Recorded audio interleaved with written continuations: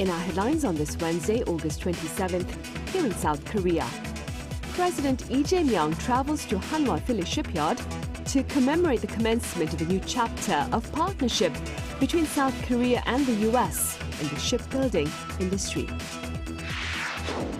Meanwhile, over in the southern port city of Busan, Prime Minister Kim Min-seok addresses the audience at the World Climate Industry Expo, affirming South Korea's commitment to sustainable energy solutions.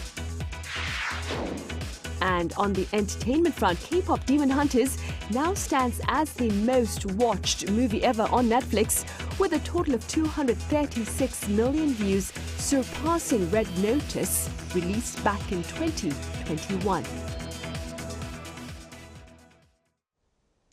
We start yet again in the U.S. as President Lee Jae-myung made his way to Philadelphia to usher in a fresh chapter of cooperation in the shipbuilding industry. Our presidential office correspondent Song Yoo-jin files this report. This is the state of Maine, a $300 million vessel ordered by the U.S. Maritime Administration and built at the Hanwha Philly Shipyard in Philadelphia. President Lee Jae-myung traveled from Washington, D.C. to attend Tuesday's naming ceremony, underscoring his push to expand South Korea-U.S. shipbuilding cooperation, a key focus of his summit with President Donald Trump at the White House the day before. 미국 조선업과 대한민국 조선업이 함께 도약하는 윈윈의 성과를 만들어낼 것이고, 오늘의 새로운 출항은 한미 양국이 단단한 우정으로 써내려가는 또 하나의 희망과 도전의 역사로 기록될 것입니다. The state of Maine is a prime example of the Make American Shipbuilding Great Again project, combining Korean design and equipment with U.S. facilities and workers.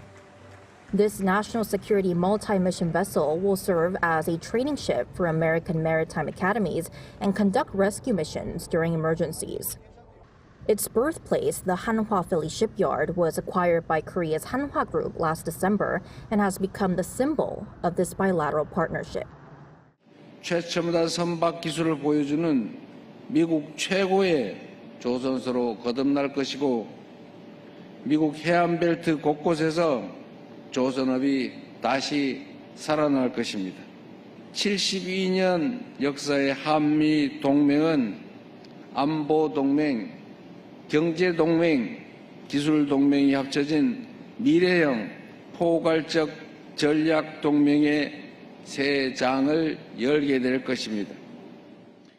Together with our partners in the United States and following both President Trump's and President Lee's vision to revitalize the maritime industry, we look forward to new investments, new opportunities, and to playing a central role in making American shipbuilding great again. Following the ceremony, President Lee toured the yard where he asked U.S. officials to ensure smooth operations for Korean shipmakers doing business in America. So with this, President Lee has wrapped up his busy 3-day visit to the U.S. Korea's Air Force One jet will return home early on Thursday. Song Yoo-jin, Arirang News, Philadelphia. Now, prior to his address at the Hanwha Philly Shipyard, President Lee Jae-myung was at the Arlington National Cemetery to pay tribute to the selfless sacrifices of soldiers there.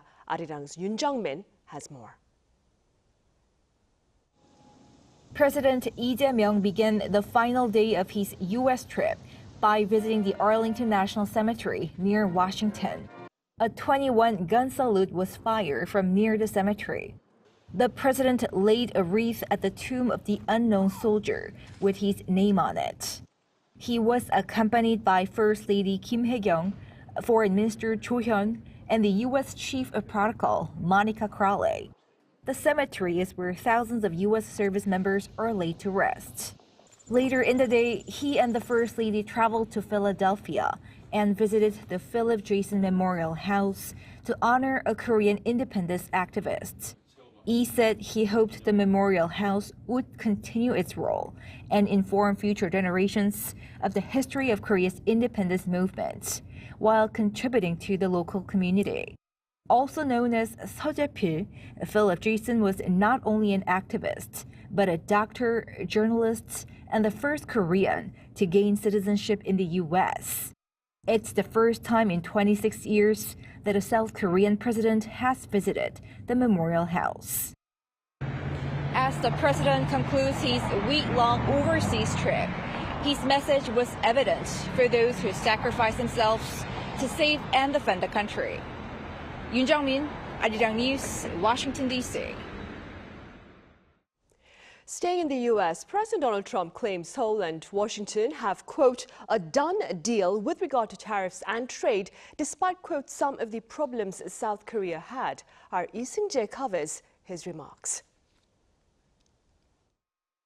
A day after he held summit talks with South Korean President Lee Jae-myung in Washington, U.S. President Donald Trump said Tuesday that Seoul has honored its trade agreement with Washington, despite what he described as a problem that South Korea had. I heard there was a problem with South Korea, but we met yesterday and they're done. We didn't do anything. We just kept the same deal. He honored the deal they wanted. Speaking at a cabinet meeting, Trump highlighted a series of trade agreements his administration has reached to reduce America's trade deficits and increase federal revenue. He also noted that Seoul wanted to see if they could do something, but stuck to the agreement in the end. President Trump did not elaborate on the problems surrounding the deal. Meanwhile, U.S. Commerce Secretary Howard Lutnick highlighted Trump's success through his trade policies. Lutnick announced that South Korea and Japan will be making massive investments in the U.S., totaling $900 billion U.S. Japan and Korea, they're never going to open their markets to us. So we've negotiated $900 billion that they're giving you to invest in national and economic security in America.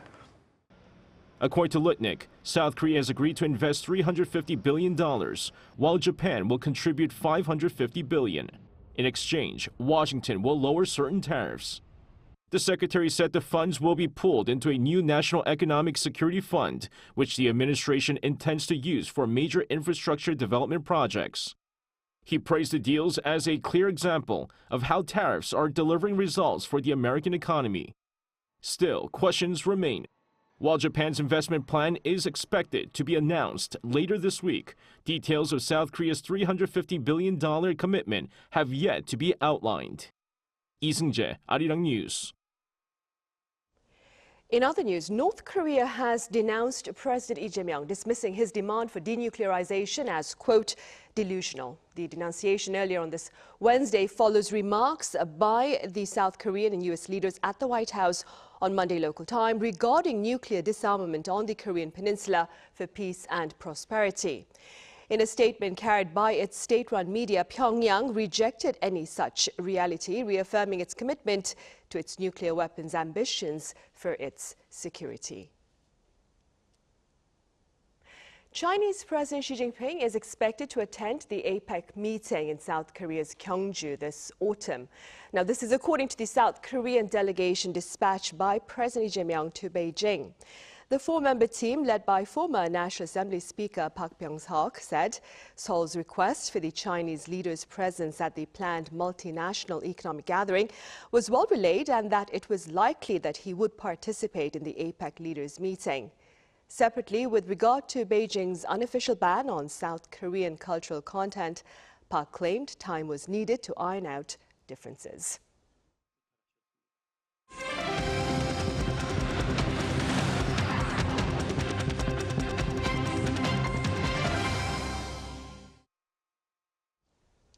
The southern port city of Busan is playing host to a series of energy-related forums this week, and Prime Minister Kim Min-seok took to the podium at one of the main events to affirm South Korea's commitment to sustainable green initiatives. Our Kim Do-yeon has details.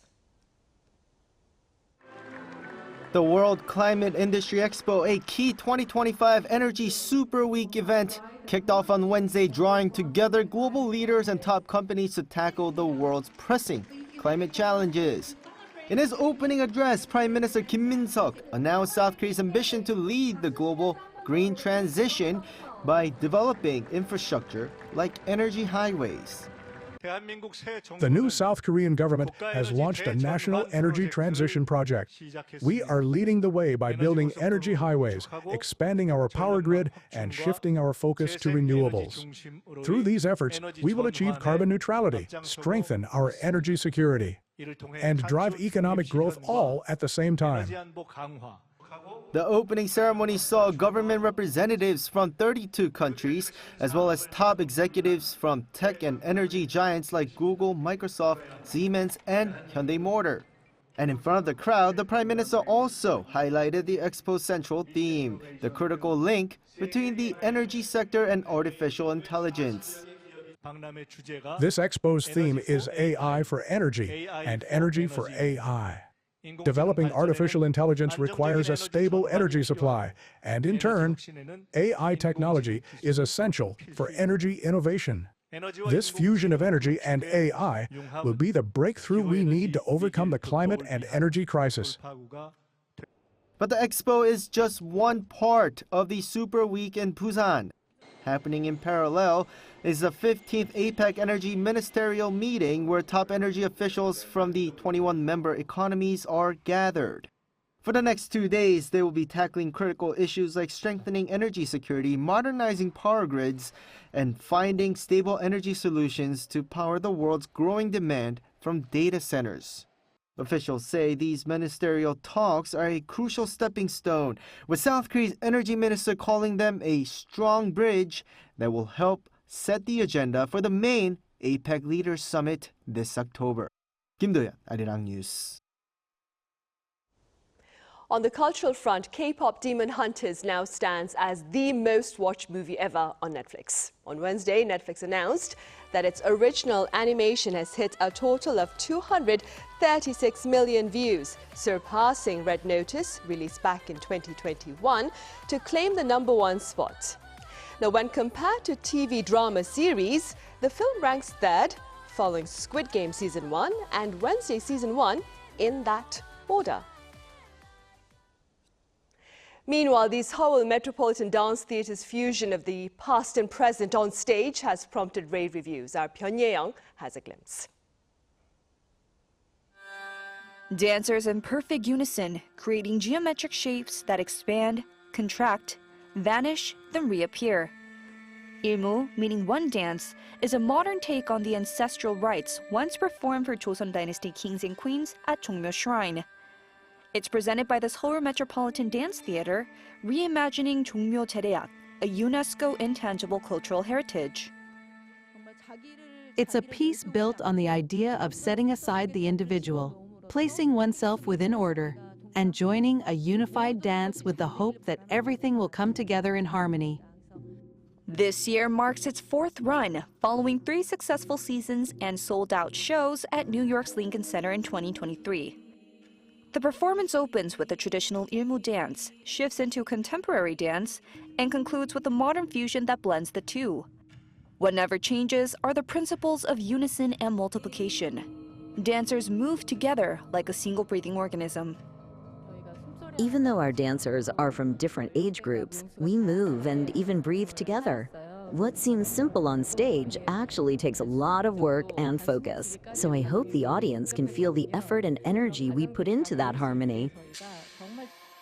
Every movement, down to the angle of the fingers, is intentional, as is the use of silence. At times, the only sounds are the slight rustle of fabric and the dancer's near-silent footsteps. The stage design is deliberately minimal, creating contrast with bold costumes inspired by 오방색, the 5 traditional colors of Korea. The beauty of emptiness and restraint is also what director Jung Gu-oh wanted to highlight in the performance. The stage often opens up a white space at the center as props and dancers gather, scatter, empty out, and regroup. We explored choreography that reflects this constant flow, pursuing the beauty of emptiness. The stage itself was also designed to highlight that sense of space. The 4-day run in Seoul ended with every seat sold out. Next, one dance will travel to Gangneung City and Daegu City to share its vision of tradition and modernity. Pyongyang, Arirang News. Also on public display here in Seoul are the works of young aspiring Asian artists as they seek a firm foothold in the world of art. Our An Sung-jin spoke to a few of them. Hidden artistic talent is now in the spotlight. Here at the 2025 Asian Students and Young Artists Art Festival, more than 500 artists have put up their work. Celebrating its 18th anniversary this year, ASYAAF is Asia's largest festival for young artists. It features contributions from across Asia, including Taiwan, Singapore, and Japan. With more than 1,000 artworks, this exhibition provides a glimpse into the creativity and dedication of these young artists. I first got to know about this exhibition when I was in college, and back then, I thought one day, I will also showcase my artwork. This is my first ever exhibition, so I've put a lot of effort into it. For a lot of young new artists, ASYAAF is a stepping stone to a bigger stage to showcase their artwork to the public. Until now, I've only submitted work as a group, but I wanted to experience the larger world, so I ended up participating in this art fair with the dream of becoming an artist. Still a bit nervous, but I'm so happy that I can display my own work in a space like this. And it's the vibrant energy and passion that attracts visitors to the exhibition every year. I'm coming here almost every year with my friend, and I like how I can see a variety of young artists and their artwork. I started coming here after my friend introduced me. Since these artists are young, I think I get a lot of energy from them, and it's also refreshing to see them. This year's ASYAAF is being hosted at Culture Station Seoul 284, the former Seoul Station building, which celebrates its 100th anniversary. The exhibition is divided into 8 different concepts such as departure and arrival, destination and transit, and other themes linked to train travel. For a lot of these young artists, they're just starting their career. And I think ASYAAF acts as a gateway for these artists. We get attention for nurturing these artists who come out to continue great work. The exhibition runs until September 7th and not only gives visitors a chance to appreciate the artwork, but also interact with these rising stars of the art world. So why not go and check it out? An Sung-jin, Arirang News.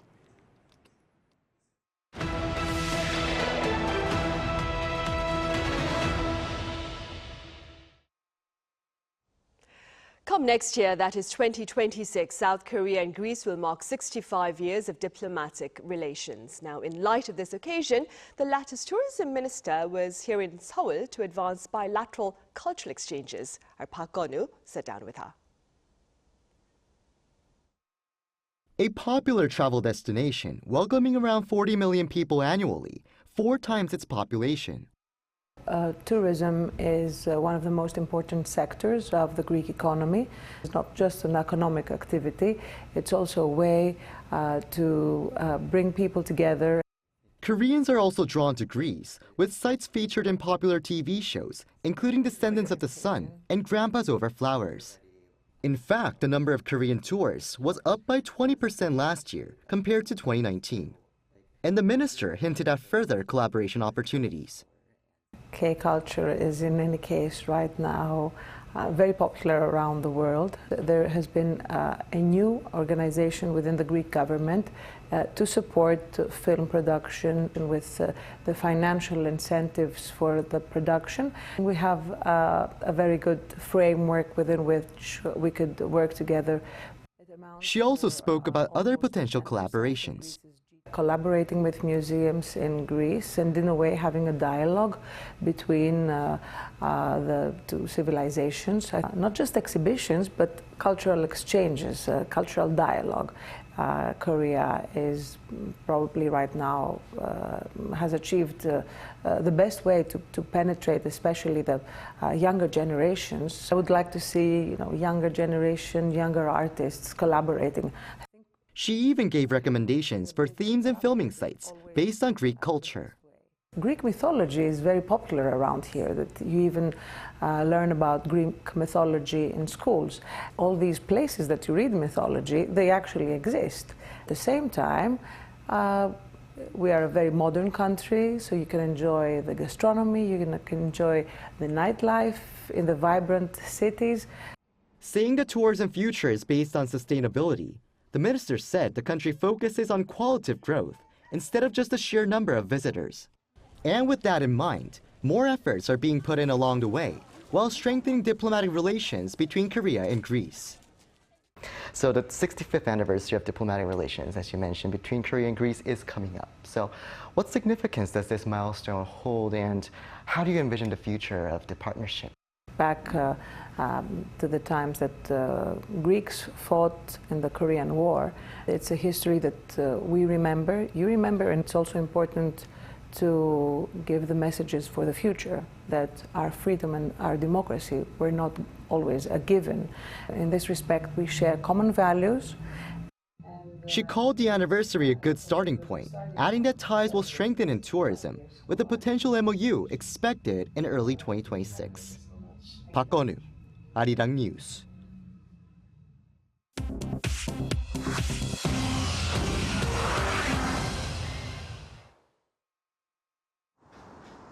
This is The World Now, bringing you the latest stories from around the globe.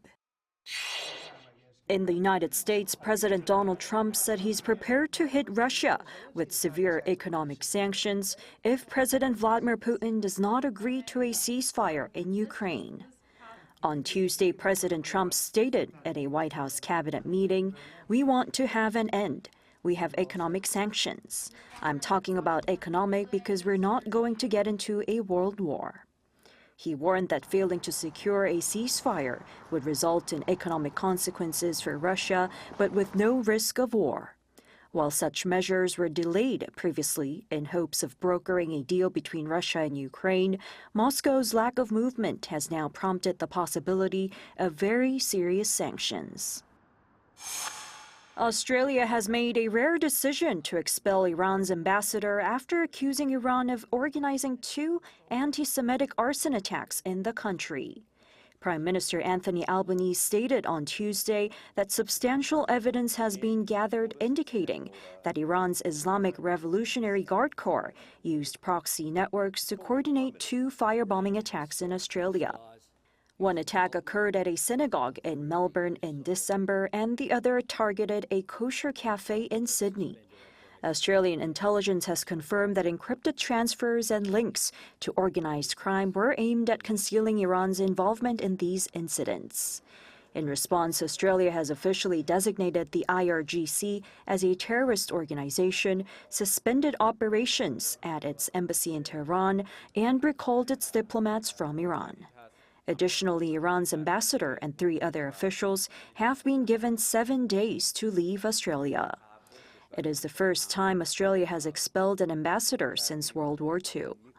Meanwhile, Iran's foreign ministry has strongly rejected the accusations, and Jewish community leaders have expressed relief at the Australian government's actions. France has returned 3 colonial-era human skulls to Madagascar during a ceremony held at the French Ministry of Culture in Paris on Tuesday. One of the skulls is believed to belong to King Tuera, a 19th-century Malagasy monarch who ruled over the Sakalava people and was killed by French troops in 1897. The other 2 skulls are from the same ethnic group.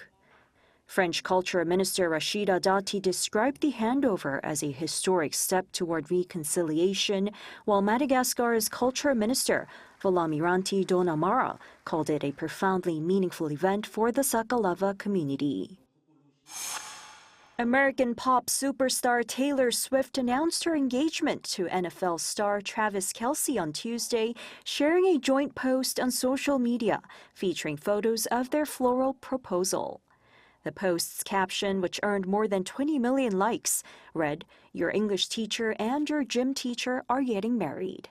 Swift and Kelce, both 35, have been dating for 2 years since 2023 after Swift performed at Arrowhead Stadium, home of Kelce's Kansas City Chiefs.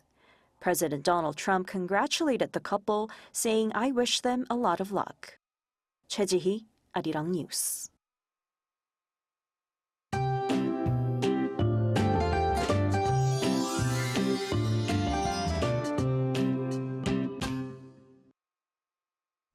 The heat is still around 33 degrees Celsius across the country today. In Seoul, a heat wave warning was issued again.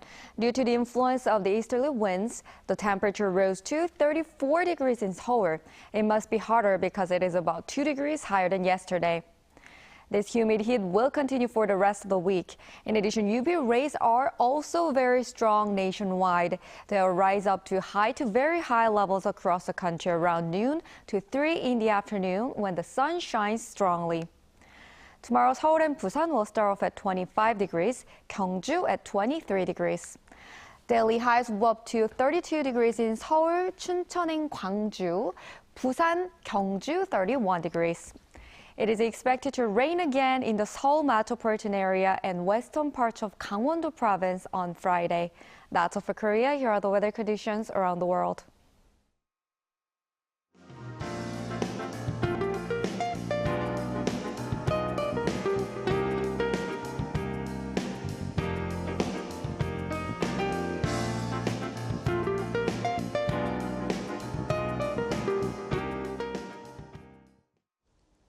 Those are the headlines at this hour here in South Korea. As always, thank you for watching.